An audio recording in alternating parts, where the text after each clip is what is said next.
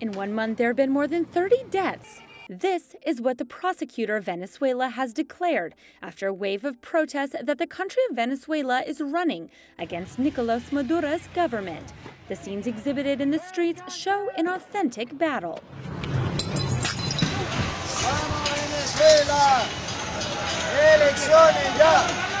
Se achaca la culpabilidad. The responsibility of everything that happens is being attributed either to the opposition or to the empire that wants to enter the country.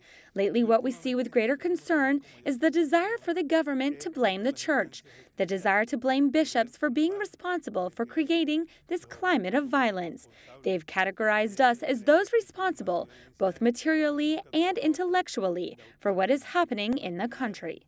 This is the analysis of Cardinal Baltazar Porras and the Venezuelan bishops who've been raised as the voice of those who have no voice.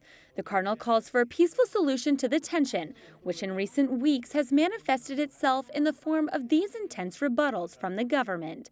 The situation is delicate, but the cardinal indicates that a civil war is impossible for a simple but dramatic reason.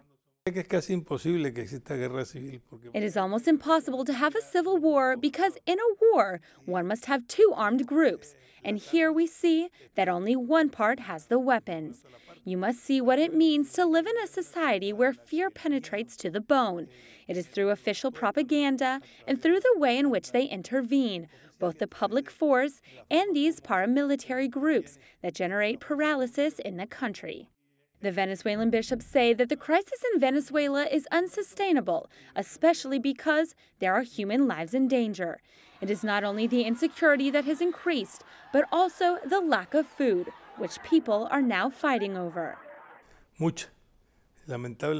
So much. Unfortunately, there is so much hunger. The Venezuelan Medical Federation has done studies on how the weight of the population has diminished and how the consumption of proteins has decreased enormously.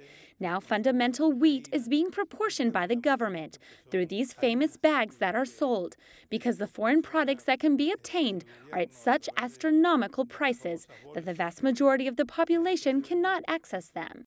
That is why he is pushing for a peaceful solution that the Vatican wants to help find. However, as indicated in this December letter from Cardinal Parolin, 4 conditions are necessary for dialogue: the release of political prisoners, new elections, the National Assembly to return their powers, and international health assistance. The Vatican has always been willing, as well as the Episcopal Conference, to rather than being mediators, to be facilitators. The Vatican has been trying to make the parties talk based on an agenda that is not and does not have to be a political agenda or one based on party interests, but instead the real needs of the people is what requires an immediate solution.